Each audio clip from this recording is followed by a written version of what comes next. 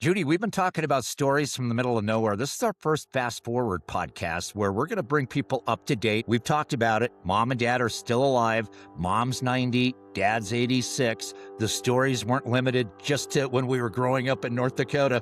They continue. We've got crazy stories from the current. So we could call this stories not from the middle of nowhere, but stories from now. Some of those other things are also nowhere places. You know, it's funny. Nowhere doesn't have to be North Dakota because some of the nowhere was in Lake Havasu City, Arizona. Some of the nowhere was in Pueblo, Colorado. But a whole lot of it was in Minot, North Dakota. The constant with all of it is mom and dad and us, and the weird stories continue. And you just touched on it. The folks at one point moved to Lake Havasu City, Arizona. Not sure why they would move there. We'll talk about that at some point in the future. But they decide they're going to move to Arizona. Later, our Aunt Vivian, follows them to Arizona. This is later in life, and she's getting up there. At that time, I think everybody had lived in Bismarck. We're up here in Colorado, and I think at that point, you guys were still in Colorado as well before you guys had moved to Florida. Vivian's down in Arizona living with the folks. We went down and visited with them a couple of times. Vivian had her own house. Mom and dad had a house, etc. Well, anyway, Vivian's health sadly starts to fail, and we're going down that road, and we know what's going to happen. Well, we get the call one day that Vivian had passed away, and super sad. We've talked about it on our podcast. We haven't had a lot of tragedy, Judy, in our family. No, yeah, like very little. Death is not common with us. So when Vivian died, it was super sad. A couple of days later, my family and I are living in Highlands Ranch, Colorado. We're sitting around, I think it's like a Friday or a Saturday, and the phone rings, and it's Dad. And I'm like, hello? And this is just after Vivian had died. So I thought maybe we're getting an update. Hey, here's, what the service looks like. He calls and says, what are you guys doing on Monday night? And I'm like, what are we doing on Monday night? Well, we're hanging out, and yeah, we'll be here Monday night. Why? What's going on? And he says, I'm thinking about driving Vivian up to North Dakota. And I go, what? He goes, yeah, I'm thinking about driving Vivian up to North Dakota, and I was going to stop at your house on Monday night and sleep over and keep the car in the driveway. Bad idea. Didn't you have kids? Like little kids? I had 3 daughters. First of all, I thought about National Lampoon's Family Vacation with Grandma, on top of the car, Dad in the rocking chair. So I had this image of Dad coming up with Vivian. Well, I said, hey, listen, I don't think you can do that.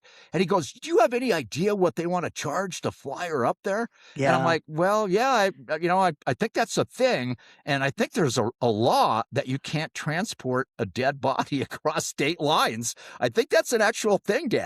And he goes, well, they just want a whole bunch of money to fly her up there. So I was just going to drive her up. And at the end of the day, when did Dad get creepy old man's voice? Anyway, I digress. Well, and back then his voice probably wasn't that. His voice is like that now. And we're not making fun of Dad, because, my voice in 20 years from now, so we're going to be talking like old guy as well. Yeah, totally. And you can make fun of me. So not making fun of Dad, but that's how he talks. And that's how he kind of presented everything was, hey, what are you doing Monday night? And we're like, what are we doing Monday night? I have a question. Would she have been in a casket or not yet for the drive? Great question. And Judy, my inkling is that she would have been sitting in the back seat of the Bronco. Yes.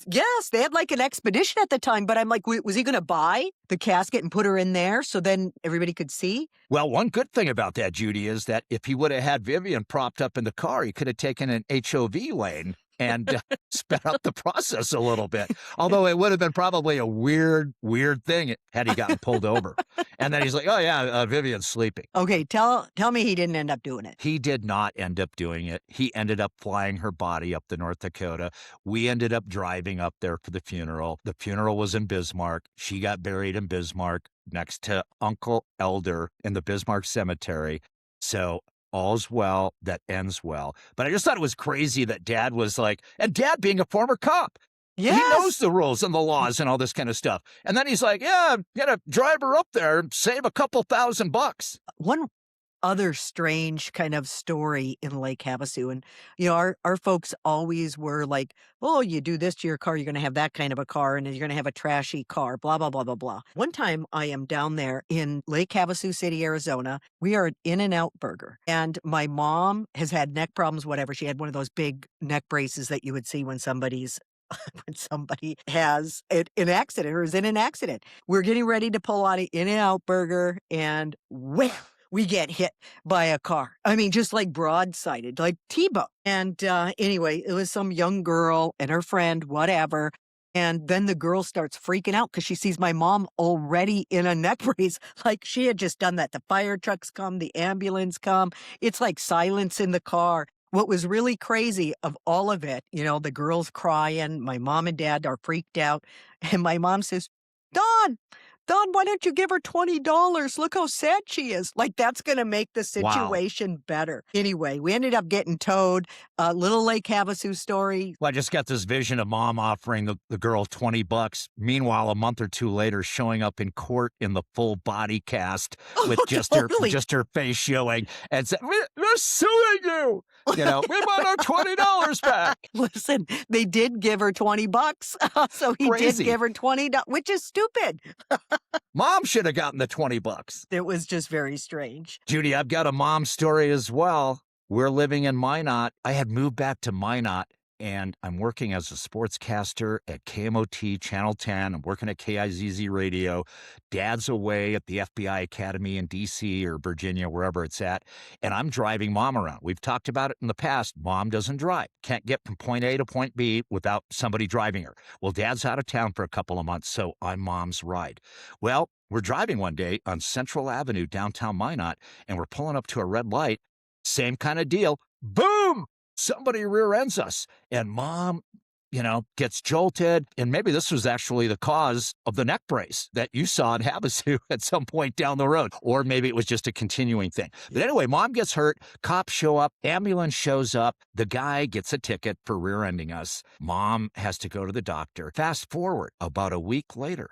I'm driving mom to Trinity Hospital in Minot. She's got an appointment to go see somebody about her neck, which she hurt the week before driving in my car when we got rear-ended. Well, I drop mom off at Trinity Hospital. She's at the appointment. It's going to be about an hour. I drive home about a half hour later. I'm like, oh, let me go back and get mom. I'm driving to go pick up mom. I'm driving down Broadway, and Broadway's backed up. It's probably about 4 o'clock in the afternoon. Whatever rush hour traffic there is in Minot, it's happening on a Friday afternoon on Broadway. Traffic's backed up. Well, the left turn lane is open. I'm going to make a left turn to get onto Burdick Expressway to get over to Trinity.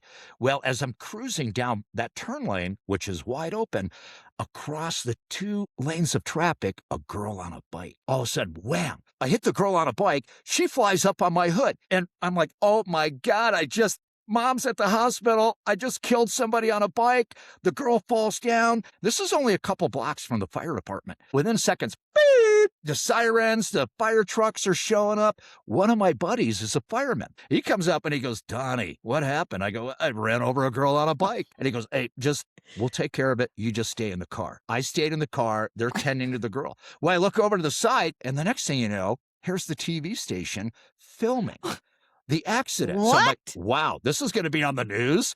Me running over a girl on the bike is going to be on the news tonight. Meanwhile, everything gets cleaned up. The girl goes to the hospital. She didn't get hurt bad. I have damage to the hood of my car. I have to go get mom. Well, now I'm about a half an hour late to go get mom. This is almost similar, Judy, to the snowmobile story where mom hears sirens. And I roll in Trinity Hospital. Mom's waiting for me. She's got this distressed look on her face. She's heard the sirens. She knows I'm a half hour late. She's like, Donnie, what happened? And I'm like, I couldn't lie. And I'm like, sorry, I'm late. I ran over a girl on a bike. And my mom's like, oh, Donnie, and just starts freaking out and Well, crying, yes. thinking that I killed a girl on a bike. And I had to explain to her, hey, listen, it was an older girl. It wasn't a little girl. She's okay. She got a little scratched up. And mom obviously is trying to comprehend all of this and figure out exactly what happened. Couple of interesting aspects to that story. One is there was a witness to the accident on Broadway of me running over the girl on the bike. Across the street is Fisher Motors parking lot. Well, sitting in that parking lot, witnessing the whole thing was the dude that rear-ended us the week What? before. And, mine is small, but it's not that small. So the odds of a guy who rear-ended us the week before now being the witness to this accident are 1,000,000 to 1. Well, this guy watched the whole thing and he comes over and I'm like, and he must think that I'm an unlucky guy or the unluckiest Wait, guy in the world, which we're going to have an episode about that at some point down the road. That guy probably not too far off base thinking about that. So anyway, couple of weeks later, and again, this is young Donnie. This is not something I would do now, but a couple of weeks later, I'm sitting there and I had the girl's contact information. I had damage to my car. And I thought, who's responsible for this? Judy, a ticket. She got a ticket for crossing traffic on a red or whatever it was. no, you didn't. So she got cited. Yes, I did. So I call her up. She answers the phone. Hello. And I'm like, hey, she's like, hey, this is the guy that ran over you a couple of weeks ago on Broadway. And she's like, yes. And I go, are you okay? So, I did have a little bit of niceness in me. And I said, are you okay? And she goes, yeah, everything's fine. I had a couple scratches and blah, blah, blah. So then anyway, I roll into Dick Donnie move where I said to the girl, hey, I got damage to the front end of my car. I was hoping you'd take care of that. And she's like, what? I go, I got damage to my car. Oh, it's not my fault. I was hoping you'd pay for it. The next thing out of her mouth, two things happened. One is I heard, fuck you. And the next thing, click, she hangs up on me.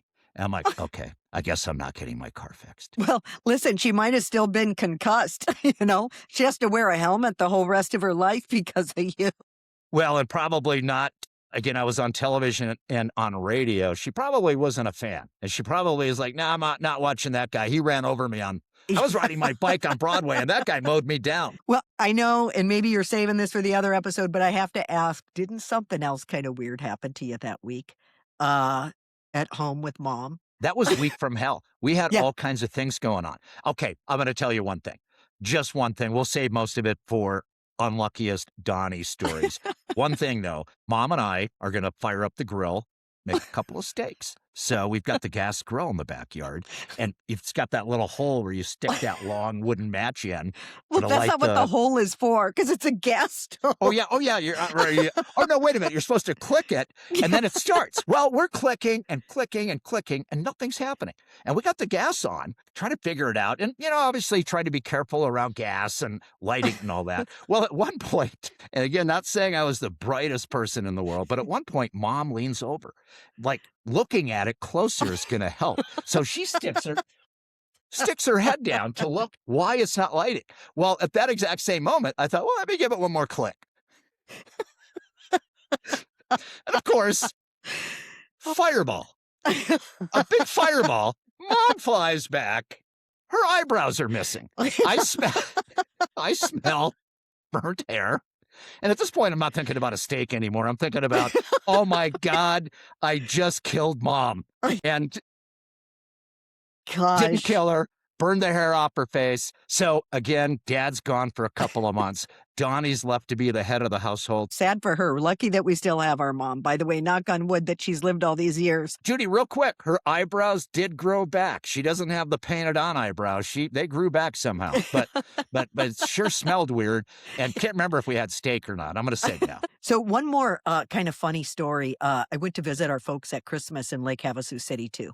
And they had a minivan, which I was never a fan of their minivan. They're like, oh, let's go drive around and look at Christmas lights. This isn't an accident, but it just, as you get older, I guess what happens to you when there's a lot of cars, there's a lot of activity, whatever. But we'd be looking at lights and then all of a sudden we'd zoom up and then we'd zoom off to the side of the road and I'd hear, God damn it, that guy is on my ass.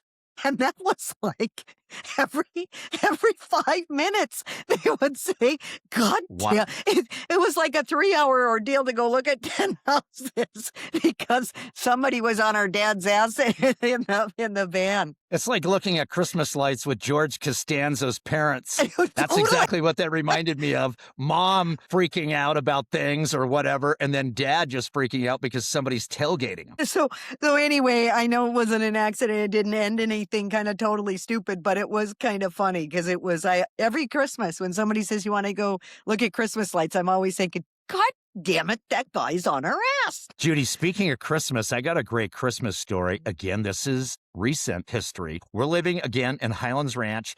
The folks now are living up in Commerce City. They had moved from Lake Havasu City, moved up to Commerce City, Colorado. That's actually the name of the town, Commerce City, for those of you that don't know. They wanted to get closer to the grandkids, so they moved to Colorado. Well, they're living up in Commerce City. We're living down in Highlands Ranch. It's a day before Christmas. We're planning on spending Christmas Eve at our mom and dad's house. You guys are coming over. Our sister's coming over. We're having a small little get together, and we're going to do Christmas at mom and dad's house. Well, one of my kids, 3 daughters, one of my daughters had the sniffles because she had been sick. Cassidy had, been sick and had a cold. Well, anyway, now it's the day before Christmas. She's not sick anymore, but she still might have, a little after sniffle, kind of thing. Yeah. Go, just like that. Just like that. Not sick, not coughing, nothing wrong with her other than a sniffle. Mom and dad call. Cassidy answers the phone. I'm downstairs. Cassie's upstairs. I hear her talking to the folks. They're having a great conversation. Can't remember how old Cassie is. She's little. And so anyway, Cassie's like, well, Opa wants to talk to you. And I'm like, oh, okay. So I get on the phone, and first thing Dad says is, we're canceling Christmas. I go, what? What? He goes, yeah, we're canceling Christmas tomorrow. I go, canceling Christmas? Never heard of that. What are you canceling Christmas for? Cassie's sick. I go, Cassie's not sick. She was sick. She has the sniffles. Yeah, we can't take any chances. So instead of doing Christmas at our house tomorrow, why don't you guys just drive up here, bring the presents, and then we'll meet you out in the driveway, and we'll do the present exchange in the driveway. You give us what you got, we'll give you what we got, and then you guys can head out, and then we don't have to worry about getting sick. Well, I'm like, all right. So after that, I have to tell Diana and the kids, hey, listen, Christmas is off. And Cassie, the kids are like, why, Dad? And I'm like, I can't say, yes, because Cassie, yeah, I just had to say, my folks are wacko. And I have to, Christmas is off. We're going to have to do everything in the driveway. And that's what happened. We drove up there the next day. We called them. We said, hey, we're in the driveway. And they said, Merry Christmas. We'll be out. And they come outside carrying presents, and we had presents in the back, and then we gave them presents, and they gave us presents, and then we said, all right, Happy New Year, and then we drove away. One other kind of random story, it's tied to Christmas again, but I flew home for Christmas. This was just a few years ago, 3 years ago. And he was still driving. And again, our mom never drove. So anyway, and it's below zero, which is pretty rare for Colorado, where it's below zero. But I'm outside, and somebody else was supposed to come get me, but didn't come get me. So they're like, well, and it wasn't you. So it wasn't you. But what I will say, yeah, I know. So they decided that they would drive, and it was starting to be around dusk. And this was a period of time where my dad couldn't see white cars. Judy, real quick, I learned that driving with him one day where he's driving, and all of a sudden he breaks out Donny, I can't, when there's a white car in front of me, I can't see it. And I'm like, what? Yeah. Oh my God, you shouldn't be driving. The other thing is I'd be in the car with him other times, and he's like, you see that stoplight up there? I can't see that. And I'm like, what? I'm like, yeah, hey, it's about time. I'm like, because if there's a bicyclist, whatever, you can run over him. But anyway, I'm sitting at the airport in passenger pickup, and it's dusk. My plane was late coming in, and it starts to snow, and it's below zero. And they decide to venture out and get me. And I'm outside shaking like a crack cord. So cold. I'm totally shaking. And I'm like, God, where are they? They should have been here by now. They're an hour late. The snow's falling. It's getting icy. And I'm like, oh my God, I have to call the police to go find them. Because I got a call from them, and they're like, we're lost. I'm like, you're lost? And it's a 20-minute drive from their house to the airport. And they're lost. Hour late. So I'm waiting, and I'm waiting. It's 2 roads, Judy. Yes. One road, and then you get on the other road. Yeah. So they drive to the airport, and our mom is our dad's eye. So he's doing the steering wheel and the pedals, and she's German, has a little hard time with some of the signs or whatever and what they mean. But that's how they drove to the airport. Hour later, I get a call. Hey, we're here. They're at some part of the airport. Come find us. And I think that was one of the last times that he ever drove. I mean, it was scary. Mom said she was the navigator.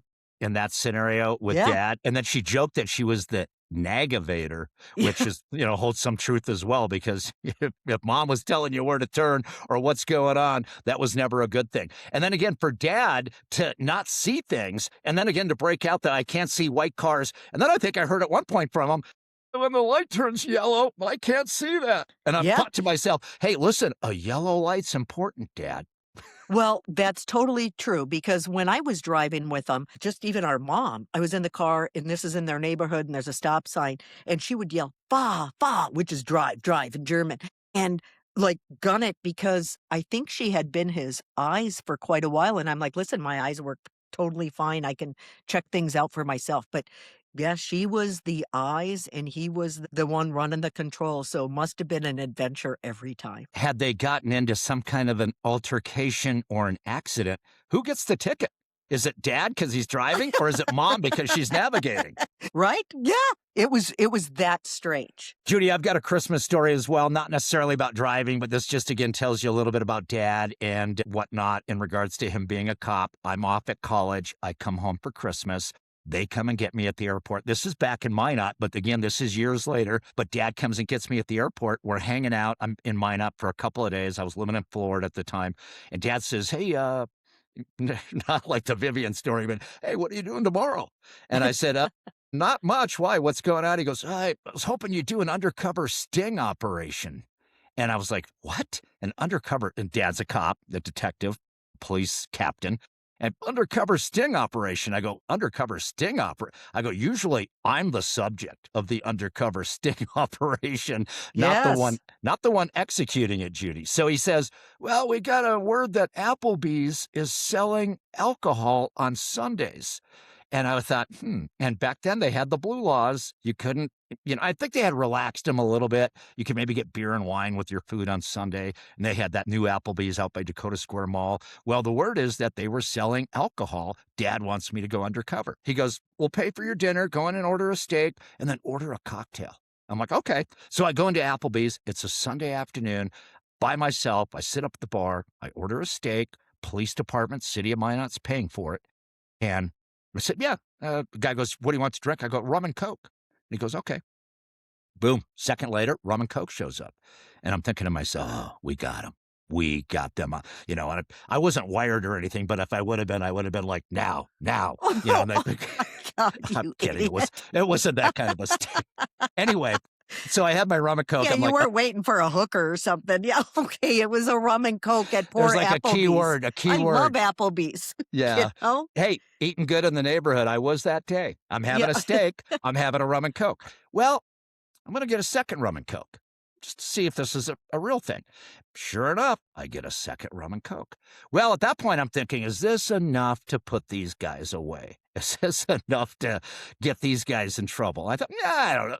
Well, let me get a third rum and Coke. So I got a third rum and Coke, finishing up my steak. I got my 3 rum and Cokes. And, I have to report back to dad later. We got him. We got him. We got him good. Nobody's going to be drinking good in the neighborhood next Oh, Sunday. yeah. Poor Applebee's. So that story, sorry, out of nowhere. I just wanted to give you a little feel for, again, dad. I wanna switch gears a little bit, and, I know we talked a little bit about some of our I don't know if unlucky or probably not the word because you had a whole unlucky thing yourself, but with some of the cars, and we talked a lot about abandoning cars. I abandoned a car, you abandoned a car. I don't know, did you ever have any hit and runs? I had some. I had a couple of hit and runs, which we're going to save because I think a couple of those, the statute of limitations has not run out yet. So I might be under a gag order not to talk about that. But I think I know about your hit and run. A couple of hit and runs that I had. One really embarrassed because I was old enough to know better. But this was when I was living in Denver and the statute of limitations is totally out. But I went to Mile High Flea Market. I had a Chevy Tahoe and I was pulling in a parking spot. And I don't know what I was doing, but wham, I run into the car. I was trying to park. And my friend that's with me is like, are you gonna leave a note? And I said, I wasn't going to. So I get in the drive around and I go, she goes, are we leaving? Are we not going to the flea market anymore? And I said, no, I said, we're gonna just go to a different parking lot. And so anyway, we go to a different parking lot. she's getting the little cart out because we're gonna have a big day at the flea market, and while she's unloading the cart, she's like, "What are you doing?" "I have a screwdriver, and I'm taking off the license plate of the car." I'm like, "That's gonna matter." Anyway, like, full on criminal, I take the plates off the car just in the event that somebody would report it, but I still wanted to go shop it. Well, what's weird about that is that you actually had a second set of plates in the car that I'm kidding, you didn't. Did not. I'm like, Switching "I it did out. not." Let me put on the fake plates. Yeah, yeah. No, but it would have been weird, just to have the car it's stupid, moronic, actually. And I know we talked about kind of fight or flight, and then I have one more quick story. I was driving, and this is in Pueblo, at Lake Pueblo State Park, which is also nowhere land. I was driving my RV, and it was late on a Saturday. I was at the lake longer than I should have been, and I was getting ready to go meet my friend to go store the RV. Real quick, you don't drink, so anybody thinking about late Saturday night, this is not an under the influence story. Just a yep, moronic Judy driving a 31-foot RV that I no kidding, I don't drink, but I had really bad eye allergies that summer because of they had fires, a lot of wildfires, so I'm, like, rubbing my eyes, whatever. I'm driving the RV, and all of a sudden and I veered off the road. And I wipe out 30-foot of fence, 2 signs, and I'm like, "Oh my god," and I had to go on a business trip the next morning at 6 AM flight, so I'm like, "I don't have time, it's late." I look, and the whole side of the RV is ripped up, the awning is hanging, the mirror is dangling, and I'm like, "Oh my god." I'm like, "I don't have time. I don't have Nothing to time." see here. Yeah, nothing to see here, so vroom, I get back in the RV, and there's shit dangling off the side of it or whatever, and I'm like, "Oh my god, I gotta go." And I call my friends that are still at the lake, and I'm like, "Hey, you need to go look for any evidence because some things fell off the RV that would identify the vehicle, whatever. You gotta go get that stuff." So, anyway, I'm driving, and then I see my friend waiting for me at the parking place, and I'm like, follow me," and she's like, "Oh my god, what happened to your RV?" And I'm like, "Just follow me, follow me." Didn't call anybody. But anyway, so I leave, I go on my business trip. She's like, "What the hell happened to you?" And I said, there were deer. There were deer everywhere, which is a total lie. I just fabricated some elaborate story about there was a herd of deer on the road, whatever, and months go by, and I'm missing a giant 3-by-3 piece of my RV. I'm at the lake like a month and a half later, and I'm outside with one of my friends, and I see a patrol car out there, and he's looking with binoculars. And I'm like, is he looking? Is he looking over here? And I said, hey, is that cop looking over here? Or is he looking out at the lake to see if people are drinking or doing something? She's like, "I don't know." I said, "Anyway." I'm like, "I gotta go inside." I quietly go inside the RV. My friend's in there, but I go literally hide. I'm hiding in the Flight, back bedroom. flight, Judy, Totally. Yep. flight. So whap, whap, whap on the door. It's the patrolman, and he's holding the giant piece of my RV that's missing. Does my friend help me out that answered the door? No. She says, "Judy, it's for you." And I had low crawled back in the room. But anyway, I come back out and I look at the cop and I'm like, "Oh my God, you found it." I said, "I've been looking everywhere for that." I said, "How is the deer?" He's like, "What the hell are you talking about?" I said, "Listen, I know you think I was drinking. I wasn't drinking." I said, "But I was in a hurry." Long story short, wrote the guy a check as a donation to the park, brought the cop some cupcakes. All good. Kind of reminds me of mom giving the lady $20 and I guess that runs in the family, all's right? good. Hey, just pay off Yeah, the cops. yeah. Well, it was a donation to the park and, and it fixed everything, and I did feel bad. That's crazy. Judy, I've got some hit and run stories, some crazy car stories, some other stuff. One thing I do want to bring up just as a tease to a future podcast was the time that I'm driving in Minot and I made an inappropriate deposit at First Western Bank. What could a deposit be that piques everybody's interest in the bank and floors me that I attempted to do it? We'll find out on our next episode.